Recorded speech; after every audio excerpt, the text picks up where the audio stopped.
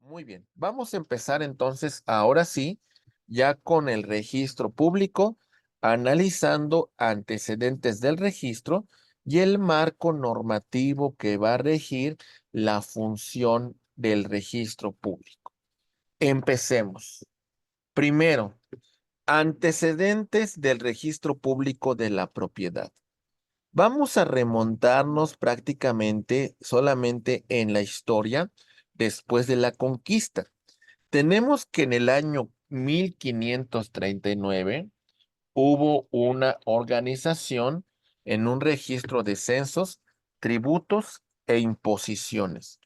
Lo importante para los españoles cuando llegaron a estas tierras, pues era hasta cierto punto, pues conocer, pues de alguna manera, las personas, conocer la actividad que desarrollaban y bueno, sobre esto era importante hacer un censo. En ese censo íbamos a verificar temas de economía, íbamos a verificar cuestiones que tienen que ver con actividades que realizan y sobre eso vamos a establecer los tributos que hay que pagar a la corona española y los impuestos que se iban a fijar. Entonces, este fue primer antecedente de registro de censos, tributos e imposiciones. Está claro el porqué de la naturaleza de los censos, ¿verdad? No era porque quisieran saber, ay, cuántas personas tenemos como súbditos que requieren nuestra protección, que requieren nuestro cuidado. No, lo importante es qué es lo que tú tienes que pagar a la corona española, ¿verdad? Y recuerden que mucho de estos bienes, ¿sale? Pues bueno, llegaron compañeros y fueron elementos muy importantes, ¿sale? Para, pues, la construcción de esas ciudades, en España, ¿verdad? Entonces, bueno, esos impuestos, esos tributos sirvieron para que España aumentara su capital y para que España acrecentara el dominio de sus territorios.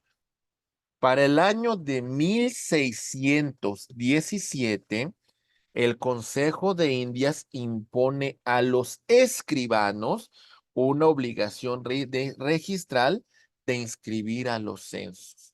Recuerden que no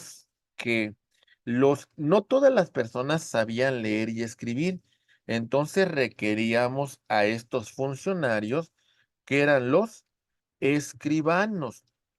Estos escribanos se encargaban de celebrar contratos, estos escribanos se encargaban de la cuestión de inclusive pago de tributos. Los escribanos tenían la obligación de esos contratos que suscribían, inscribirlo en los censos para que de alguna manera se estableciese los bienes que tenía cada una persona para que pagara el tributo, para que pagara el impuesto correspondiente. Esa fue la naturaleza de estos escribanos y su obligación de inscribir a los censos. Avanzamos y vemos que en 1768 se dio una instrucción para los...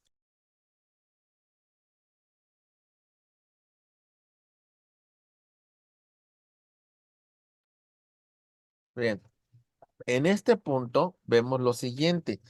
Se dictó un documento para las instrucciones de los señores fiscales que contienen conceptos registrales y notariales, oficios de hipotecas y escribanías en México. Era muy importante. A ver, ¿en qué consistían los oficios de hipotecas, estimados abogados? Vamos a platicarlo a grosso modo. Muy bien. Los acreedores requerían seguridad jurídica sobre los préstamos que realizaban. Y entonces, sobre esto, pues algunos acreedores tenían un poquito de inseguridad, ¿sale? En la cuestión de que, bueno, a ver, ¿qué garantiza que este bien, pues de alguna manera se cumpla? ¿Qué garantiza que este crédito que he dado me sea pagado? Entonces, a través del oficio de hipotecas, lo que vamos a tener nosotros es que en este caso, los inmuebles que se encontraban afectados se inscribían en este oficio. Y entonces, ¿qué va a pasar, mis queridos amigos, si una persona, ustedes son acreedores, pónganse en el papel de acreedores, por favor. Si una persona les pide un crédito, ¿cómo podrían ver ustedes si es una persona solvente o si no, sus bienes no se encuentran grabados con otro acreedor? ¿Cómo lo sabríamos, compañeros? A través del oficio de hipotecas. ¿Y qué pasa si ustedes como acreedores no inscribieran su hipoteca en el registro de hipotecas? ¿Qué pasaría, compañeros? ¿Qué ocurriría? El deudor puede vender el bien y ya no tenemos nada que garantice el pago. ¿O va a llegar otro acreedor más vivo? Que ese sí lo va a inscribir, ¿no? Es decir, yo primero otorgué el crédito, ¿no? Ahí está. Pero yo no inscribí esa hipoteca en el oficio de hipotecas. Y ahora viene un segundo acreedor que otorga el crédito, pero este sí lo inscribió. ¿Quién tiene un mejor derecho de cobro? ¿Quién lo hizo ponible a terceros o quién no lo hizo? Que lo Y hizo. lo Y lo hizo, hizo ponible. hizo ponible a tercero. Exactamente. Entonces, este segundo acreedor que sí inscribió la hipoteca en el oficio tiene un mejor derecho de crédito. Por eso la importancia de este oficio de hipotecas. No crean que el registro público nació para dar seguridad jurídica a los titulares de los bienes. No, su nacimiento principal fue por el requerimiento de los acreedores. Es decir, otorgo un crédito, quiero tener la garantía de que ese inmueble no se encuentra afectado o si se encuentra afectado, la hipoteca está a mi favor. Y si no me paga el deudor, entonces pongo en remate el bien. Ahí está. El Disculpe, profesor, una duda. En materia de lo que son los alimentos van en primer grado, ¿verdad? En primer, o sea, antes de cualquier otro acreedor. bueno, acuérdese que también recientemente, pues ya tenemos también un registro de deudores alimentarios. Y en este supuesto, pues bueno, son créditos que sí tienen pues una preferencia de pago sobre créditos de naturaleza hipotecaria, por supuesto. Sale, pero entre los Ok, acreedores, gracias. tenemos que también los hipotecarios tienen un lugar muy particular. Es preferible un acreedor hipotecario sobre un prendario y máxime sobre un acreedor quirografario, ¿no? Muy bien. Ok. Sí, Ahí va. gracias. Ahí va. Avanzamos, estimados amigos, y vemos para el año de 1784. Profesor, Ah, perdón, una duda. sí, maestro Roger, dígame. Sí, mire, por la expertise que me comentaba que usted tiene, el haber estado participando en el registro público, de acuerdo a lo que narraba por el principio de publicidad, en caso de que un acreedor hubiera iniciado su trámite ante el registro, por ejemplo, el día 20 de junio, ¿no? Y obviamente el registro público no lo materializa porque ya ve que tarda un poco de tiempo. Sabemos que en ocasiones, bueno, hay forma de agilizar un poco el trámite, llega otro acreedor y ingresa el día 21 de junio y es al que le inscriben primero en esta cuestión de la hipoteca. Ahí cómo se aplicaría el criterio, ¿cómo lo considera usted? Porque ahora estamos hablando que ya se materializó el segundo acreedor, pero el primero había iniciado su trámite previo a, y fue prácticamente responsabilidad plena del registro público el no haber realizado esa inscripción. Ok, Sería esa la pregunta. ahí va.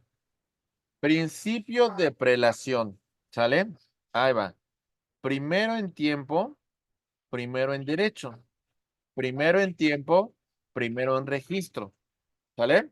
Es decir, usted ingresó su documento y acuérdese que antes del ingreso al documento hay un primer aviso preventivo, ¿sale?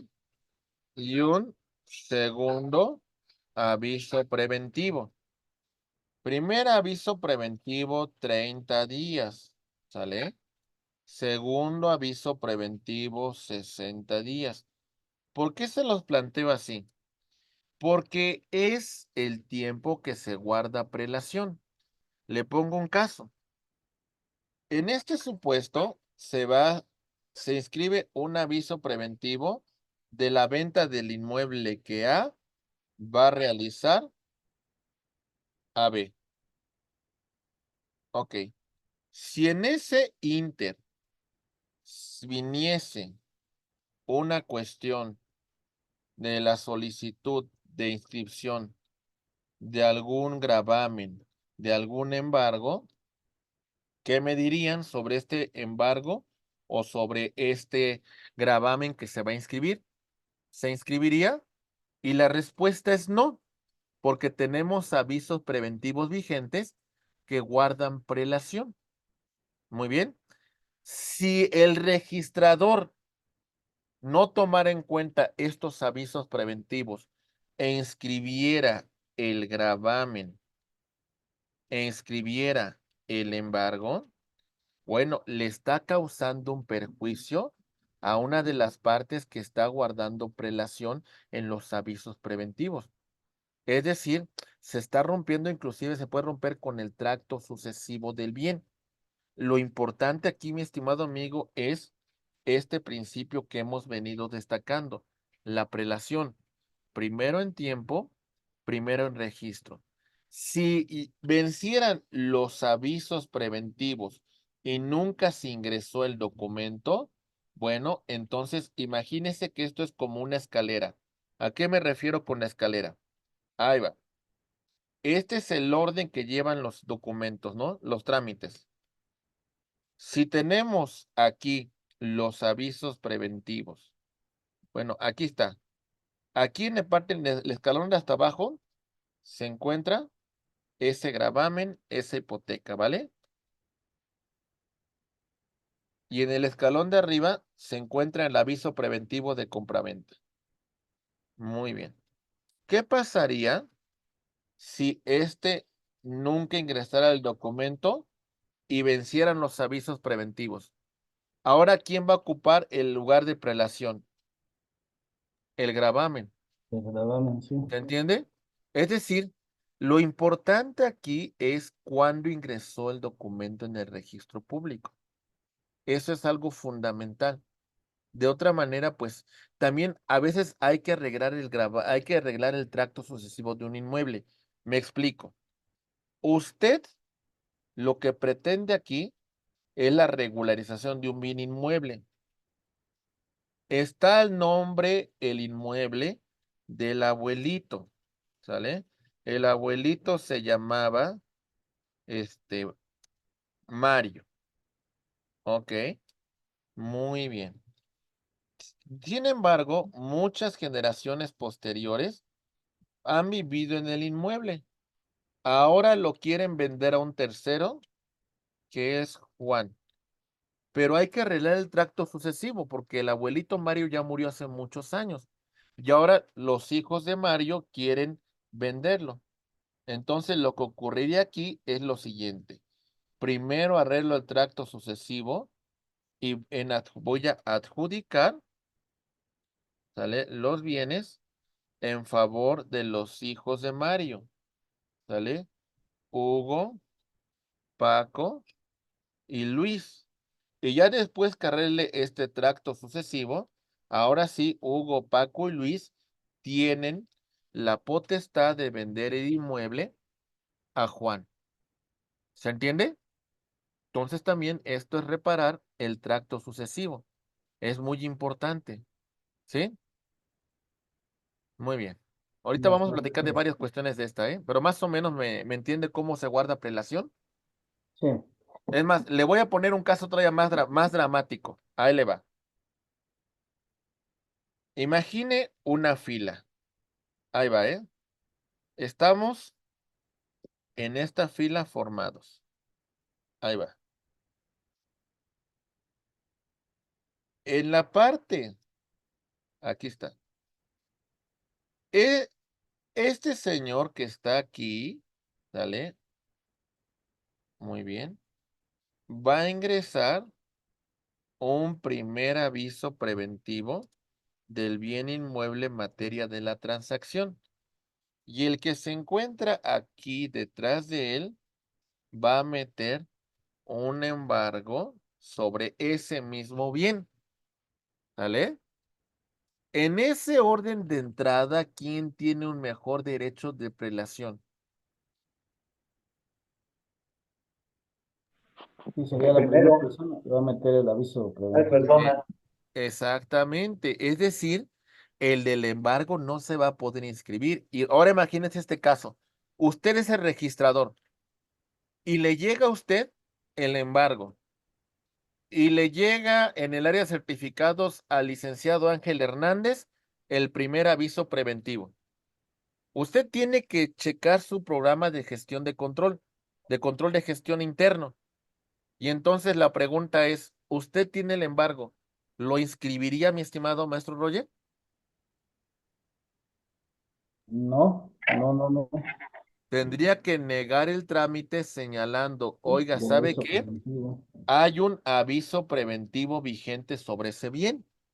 Entonces, este embargo no se puede inscribir hasta que no caduque la inscripción del aviso preventivo, ¿sale? Porque ese primer aviso preventivo lo va a inscribir el maestro Ángel y con la inscripción de ese aviso preventivo va a emitir un certificado de libertad de gravámenes.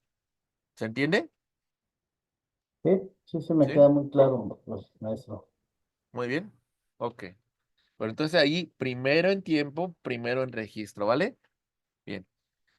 Vámonos para 1784. La Real Audiencia de México aprobó las instrucciones de los señores fiscales de la Hacienda aplicables en la Nueva España. Todo tenía que ver con la cuestión de los acreedores.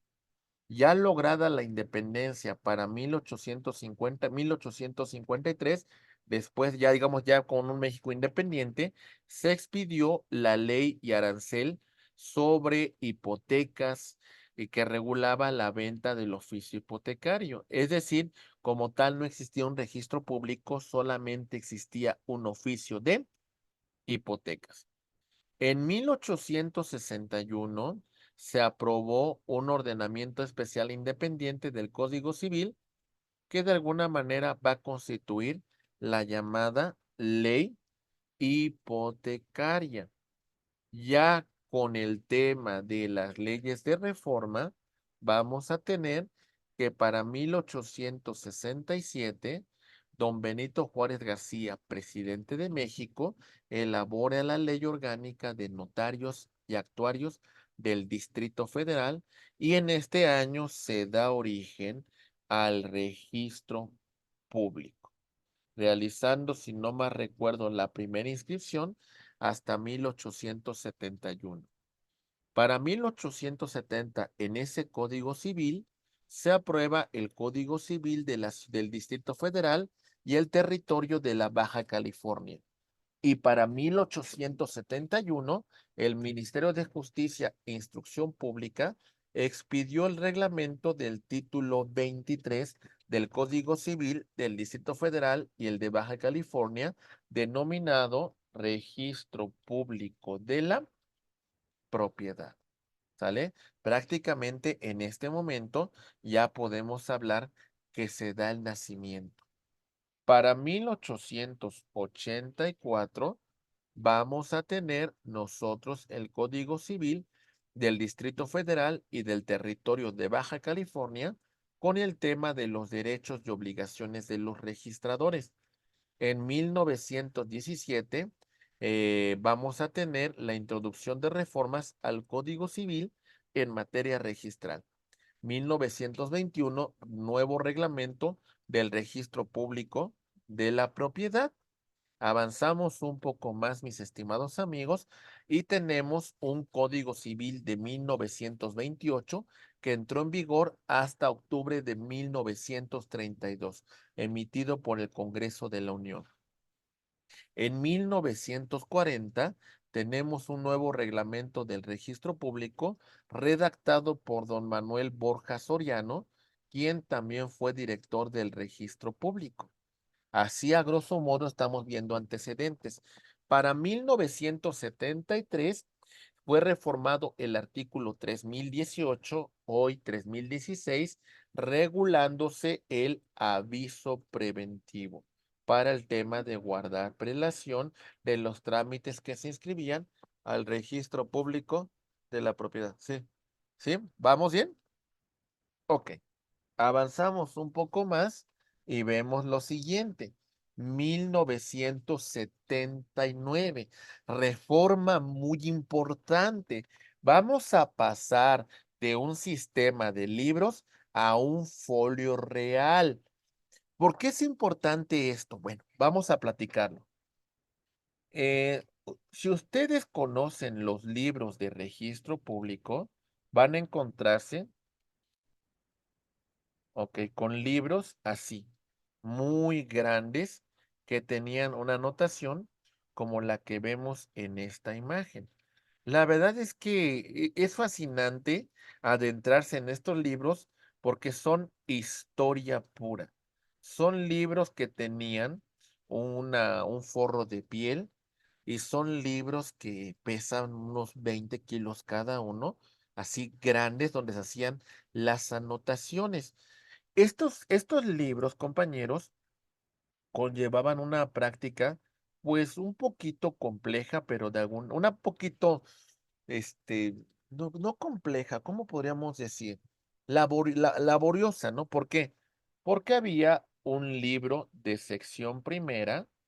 Estos libros de sección primera eran de propiedad, ¿sale? Teníamos libros de segunda sección que eran libros de gravámenes, ¿sale? Teníamos libros de tercera sección que eran avisos preventivos. Teníamos libros de embargos y bueno, etcétera, etcétera. ¿A qué me refiero con esto? Ahí va. Atención. Por ejemplo, si en este antecedente se encontrara la compra-venta de Juan Pérez, ¿sale? Vean lo que va a ocurrir, ¿eh? Ahí les da. Muy bien. Atentos, por favor. Muy bien. Aquí tenemos este antecedente, aquí tenemos este otro y aquí tenemos este otro. Ahí va. Aquí tenemos el antecedente donde Juan compró en el año de 1900, ¿vale? Después, aquí hacemos una anotación marginal y nos vamos a remontar. Vamos a tomar este libro en donde para 1920 viene la sucesión de Juan que heredó a su hijo, José, ¿sale? A su hija María y a su hijo Pedro. ¿Ok?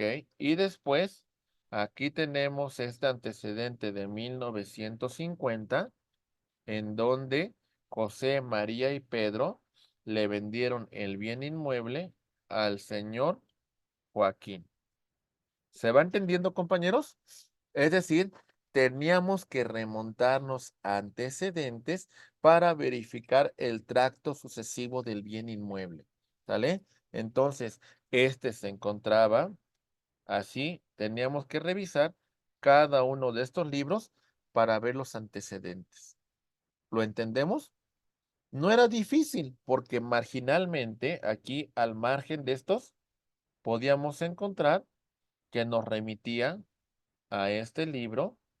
Aquí al margen podíamos encontrar que nos remitía a este otro libro. Muy bien. Ok. Bien. Ahora todo eso cambió para pasar, como aquí se señala, a un folio real en sustitución del sistema de libros, ¿vale? Y además se elaboró el depósito de testamentos hológrafos en el Archivo General de Notarías e inició el procedimiento de inmatriculación administrativa. ¿Cuál es la finalidad del procedimiento de inmatriculación administrativa, estimados abogados? ¿Cuál es ese propósito? Bueno, el propósito era la cuestión de los derechos posesorios, es decir, con la inmatriculación administrativa, el poseedor, ¿sale? Hacía la inscripción de su posesión en el registro público de la propiedad, cumpliendo con los requisitos de publicidad, ¿sale? De buena fe, ¿sale? A título de propietario, y con esa inmatriculación se preparaba para el juicio de usucapio que estaba a punto de iniciar el poseedor y que posteriormente fuera reconocido como propietario. Muy bien. Ok. Continuando con esto, vemos nosotros que en 1988 se reformó el Código Civil para la inscripción de documentos privados que también fueron materia de inscripción. En 1988 se expide el reglamento del registro público que consta de 118 artículos.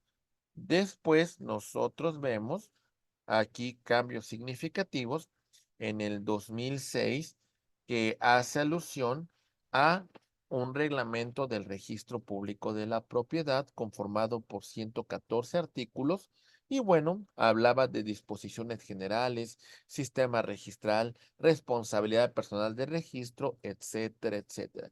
Y para 2011, la ley registral para el Distrito Federal. Muy bien. El marco normativo que analizamos en el registro público es la Constitución Política de los Estados Unidos Mexicanos, que establece la obligación de los ciudadanos de inscribir las propiedades o posesiones en, pues en este caso, dentro de los respectivos censos, ¿verdad? Se habla en el Código Civil en su libro último en relación al registro público.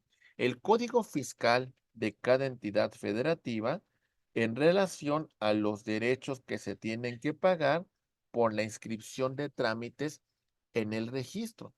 Tenemos una ley registral, bueno, también, por ejemplo, en la ley de amparo, en el tema de inscripción de suspensiones, o también, por ejemplo, el tema de la Ley General de Títulos de Operaciones de Crédito, por lo que respecta a los contratos de fideicomiso, la ley del notariado, por lo que respecta a los requisitos de los instrumentos públicos que ingresan al registro, tenemos los criterios registrales que son disposiciones de orden interno que toman en consideración los registradores y demás funcionarios para la calificación de los trámites que ingresan al registro, y también tenemos las distintas circulares que se dan sobre la materia registral.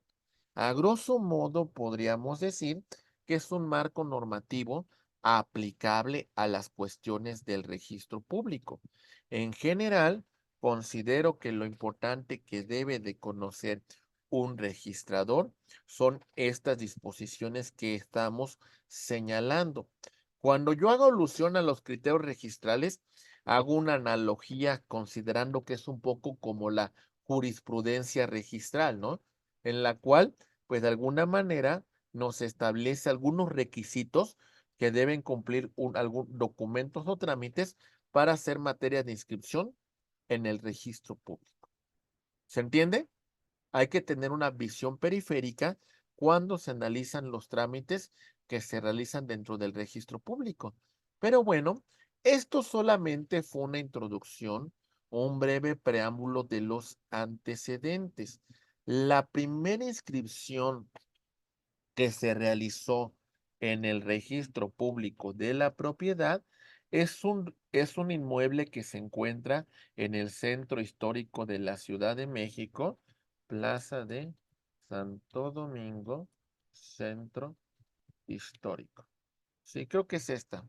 Sí, efectivamente, aquí está. Exactamente, compañeros, el primer bien inmueble que fue materia de inscripción en el registro público, exactamente es este bien, el que ven acá, compañeros. Tiene imprentas, tiene pues algunas, sobre todo es un edificio de imprentas, ¿eh? Y lamentablemente tiene muy mala fama porque dicen que se hacen muchos documentos apócrifos en estos lugares. Entonces, de pronto hay personas que tramitan cuestiones pues no muy legales en estos edificios, ¿no? Pero es el primer antecedente de inscripción en el registro público. Entonces, de 1871 al día de hoy, pues prácticamente cuántos años de historia tiene ese registro público. A ver si hacemos el cálculo, compañeros. Déjenme ver, déjenme ver. Ahí vamos, ¿eh? 2024, 1871. ¿Cuánto es, compañeros? 153 años de historia tiene el registro público, ¿eh? Prácticamente el registro público tiene nacimiento con las denominadas leyes de reforma.